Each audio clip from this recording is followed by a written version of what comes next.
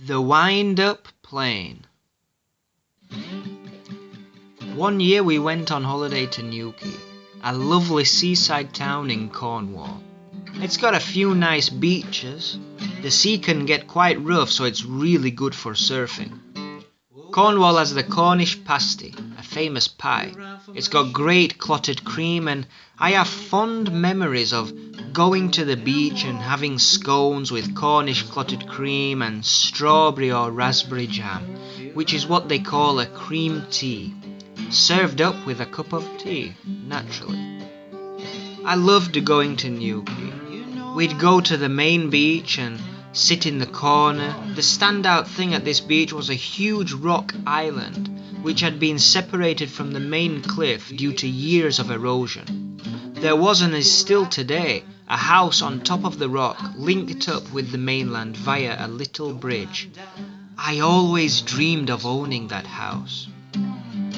We used to travel with my auntie, uncle and cousin, and one day we bought these cheap little planes that you put together in about 3 minutes.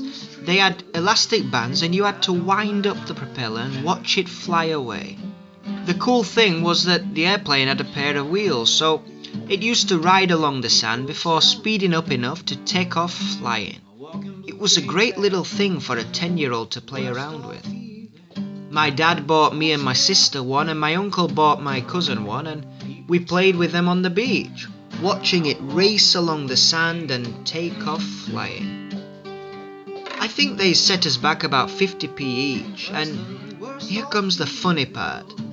My dad wanted to join in on the fun, so he picked up my cousin's plane and set it off, but it flew up really high and ended up getting stuck on the cliff.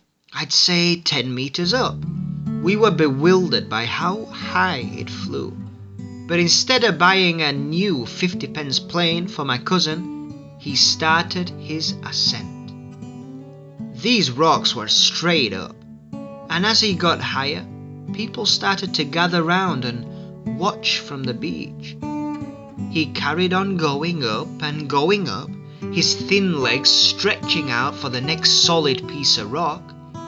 He came close to falling about twice. Of course, we didn't warn him against climbing up, although in hindsight it was probably quite perilous. Mind you, it turned out to be good entertainment. So we carried on watching and he got the plane. But if it was easy to climb up there, it wasn't gonna be easy to get back down, which turned out to be the hardest bit. So he edged his way down, bit by bit, shaky step by shaky step, until he touched down on the sand. At which point everyone who had gathered around started clapping and whistling, and my dad walked over to hand my cousin his plane back. All that effort for a plane that can't have set him back more than £1. It goes without saying that he got a bit of a name for being a tight arse after that.